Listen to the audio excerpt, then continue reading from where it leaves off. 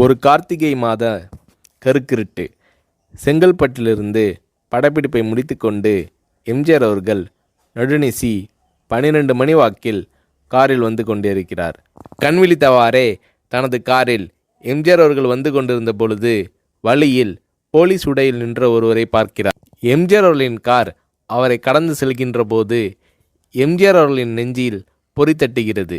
ஆள் நடமாட்டமே இல்லாத இந்த அர்த்த ராத்திரியில் அந்த போலீஸ்காரர் பஸ்ஸுக்காக காத்து நிற்கிறார் என்பதை எம்ஜிஆர் அவர்கள் புரிந்து கொள்கிறார்.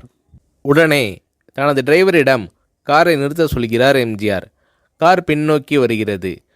போலீஸ்காரரின் அருகில் காரை நிறுத்தி கதவை திறந்து ஏறுங்கள், எங்கே போக வேண்டும் என்கிறார் எம்ஜிஆர். பரவாயில்லை, நான் பஸ்ஸிலே வந்து விடுகிறேன் என்கிறார் அந்த போலீஸ்காரர். நேரமாகிவிட்டது, இனி இந்த ரூட்டில் பஸ் கிடையாது, ஏறிக்கொள்ளுங்கள் என்று எம்ஜிஆர் அவர்கள் வலுக்கட்டாயம் செய்ய போலீஸ்காரர் வேண்டா வெறுப்பாக ஏறுகிறார். காரின் உள்ளே லைட் போட்டு சாப்பிட்டீங்களா என்று கேட்டுக்கொண்டே தனது சீட்டுக்கு பின்னால் இருந்த பிஸ்கெட் பழங்களை எடுத்து கொடுக்கிறார் எம்ஜிஆர். இப்படி ஓசியில் பயணம் செய்வதே எனக்கு உடன்பாடில்லை. இன்னும் நீங்கள் உண்ண சொல்லி வேறு என்னை இழிவுபடுத்தாதீர்கள் என்று போலீஸ்காரர் மறுக்கிறார். எம்ஜிஆர் அவர்கள் பூரிக்கிறார். இருப்பவனிலிருந்து இல்லாதவன் வரை படித்து பதவியில் இருக்கும் எத்தனையோ பேர் எனக்கு அது வேண்டும் இது வேண்டும் என்று எம்ஜிஆர் அவர்களிடம் வேண்டியதை பெற்று செல்கிறார்கள். ஆனால் சாதாரண பொறுப்பில் இருக்கும் இந்த போலீஸ்காரரின் நேர்மை எம்ஜிஆர் அவர்களை மெய்சிலிர்க்க வைத்துவிட்டது. எம்ஜிஆர் அவர்களின் கார் கத தூரத்தில் வந்து கொண்டிருந்தாலும் காரின் நிறத்தையும் ஒளியையும் மனம் கமலும் ஓடிக்கான் வாசனையையும் வைத்து இது எம்ஜிஆர் அவர்களின் கார் என்றும் கார் சென்ற தடத்தை தொட்டு வணங்குகின்ற அளவுக்கு புகழுடன் திகழ்ந்த நேரம் அது. அரை மணி நேரம் கார் சென்று கொண்டிருக்கிறது. ஆனால் அதுவரை எம்ஜிஆர் அவர்களை பற்றி பெரிதாக போற்றி புகழ்ந்து பேசாமல் அந்த போலீஸ்காரர் வந்ததே புரட்சித் தலைவர் எம்ஜிஆர் அவர்களுக்கு அந்த போலீஸ்காரர் மீது மரியாதையை கூடுதலாக்கியது. நான் தான் எம்ஜிஆர் என்கிறார் எம்ஜிஆர். கேள்விப்பட்டிருக்கிறேன் என்கிறார் அந்த போலீஸ்காரர். பொன்மனச்செம்மல் எம்ஜிஆர் அவர்களின் முகத்தில் கோபம் இல்லை, பதிலுக்கு பொன்முறுவல் மலர்கிறது. என் படங்களை பார்த்து இருக்கிறீர்களா என்று கேட்கிறார் எம்ஜிஆர். நான் சினிமாவே பார்ப்பதில்லை என்கிறார் அந்த போலீஸ்காரர். புரட்சித் தலைவர் எம்ஜிஆர் அவர்கள் இன்னும் பிரமிக்கிறார். இப்போது கார் சத்தத்தை தவிர ஒரே நிசப்தம். போலீஸ்காரர் தனது வீட்டிற்கு 1/2 கிலோமீட்டர் தூரத்திற்கு முன்பே காரை நிறுத்த சொல்லி இங்கேயே இறங்கிக் கொள்கிறேன் என்கிறார். ஏன், நீங்கள் குறிப்பிட்ட அந்த விலாசம் இன்னும் 1/2 கிலோமீட்டர் தூரம் இருக்கிறதே என்கிறார் எம்ஜிஆர். சாதாரண போலீஸ் உத்தியோகத்தில் இருக்கும் நான் காரில் வந்து இறங்கினால் என் வீட்டிற்கு அருகில் உள்ளவர்கள் என்னை தவறாக நினைத்து கொள்வார்கள். இதுவரை இப்படி நான் யார் காரிலும் ஓசியில் வந்து பழக்கமில்லை.